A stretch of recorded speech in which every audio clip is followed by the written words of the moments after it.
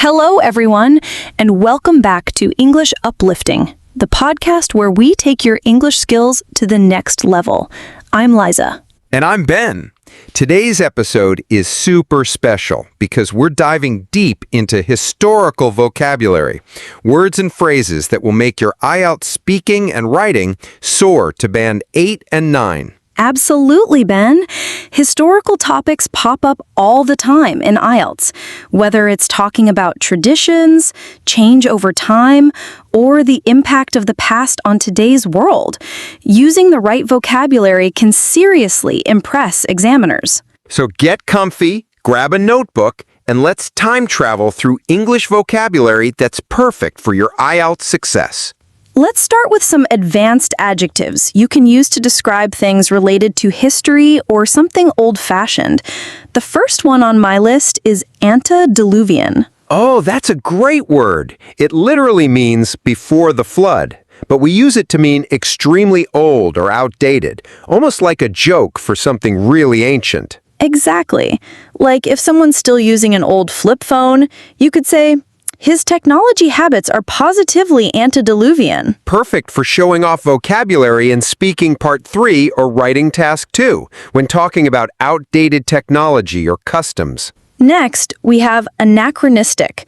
That means something is out of place in time. Right, like wearing medieval armor to a modern protest would be anachronistic, or using typewriters in a digital office. It's great when you want to point out something outdated or inappropriate for a current context. Another solid one is obsolete.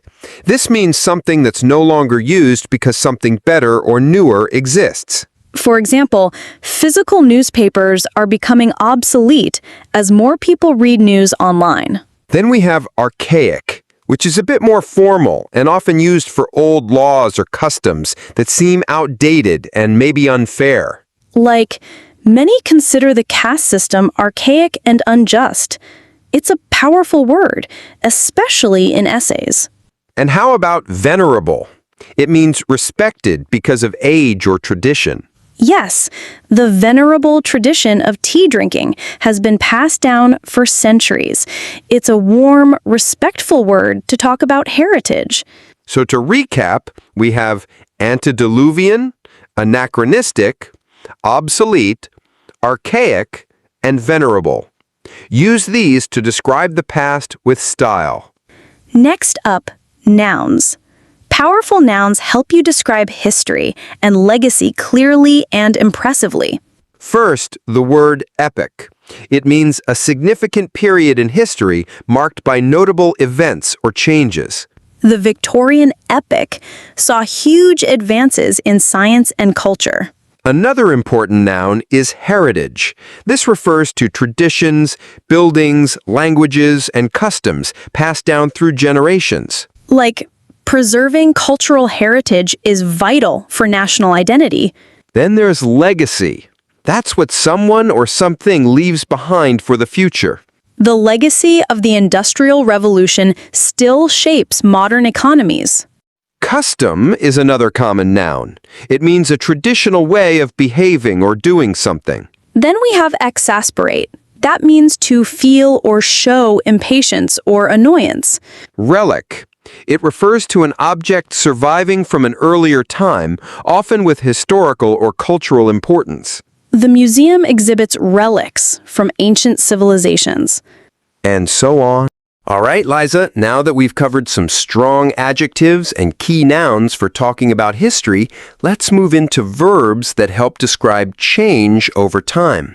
These are essential because IELTS examiners love it when you can describe processes or developments clearly. Yes, verbs are the engines of your sentences.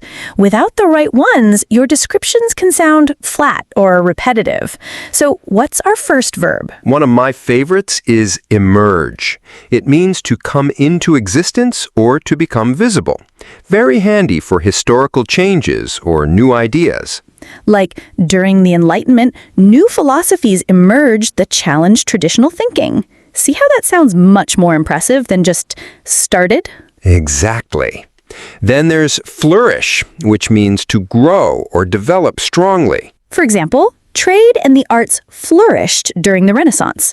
It adds a nice flourish to your vocabulary, pun intended. Ha ha ha, nice one. Another useful verb is collapse. This is great for empires, governments, or systems falling apart. Yeah, like the Roman Empire collapsed due to political instability and external pressures. It's vivid and precise. Here's a cause-effect verb. To trigger something means to cause it to happen suddenly. A classic example, the assassination of Archduke Franz Ferdinand triggered World War I. Perfect for IELTS Task 2 essays on causes and effects. Another phrase I use a lot is give rise to. It means to cause something to develop or happen. The invention of the printing press gave rise to widespread literacy. Much better than just saying led to, right? Another verb is wane, which means to become weaker or less important. Like, the influence of the British Empire began to wane after the Second World War. Using wane instead of go down really boosts your band score. Let's talk about collocations now, that is, words that naturally go together. Knowing these is super helpful because examiners notice when you use natural word combinations. Great idea. One classic collocation is turning point. This is a moment when a significant change happens. The fall of the Berlin Wall was a turning point in European history. It shows you understand historical importance. Another one is sweeping reforms.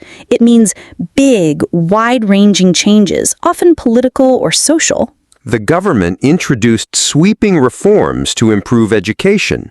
Very formal and impressive. And don't forget, deep-rooted traditions.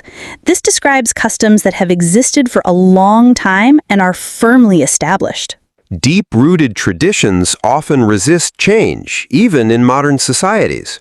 Good for contrasting old and new in essays. Ben, I love when you mention idioms. Can we add some idiomatic expressions that help talk about history? Of course. One I use often is a blast from the past.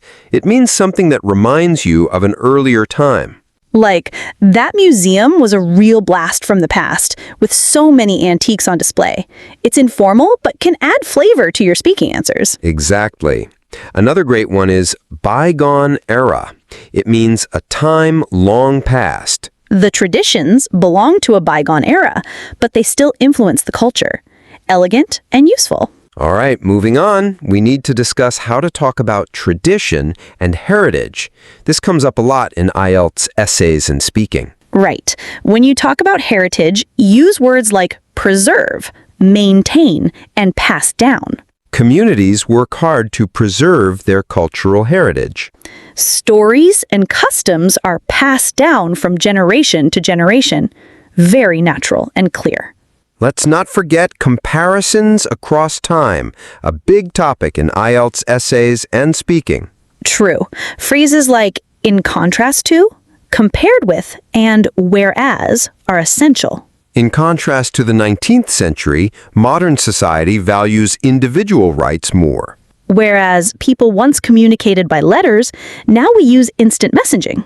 Before we wrap up this section, here's a quick mini challenge for our listeners. Can you make a sentence using the word legacy? Drop your answers on our socials. That's all for this part of our journey through IELTS historical vocabulary.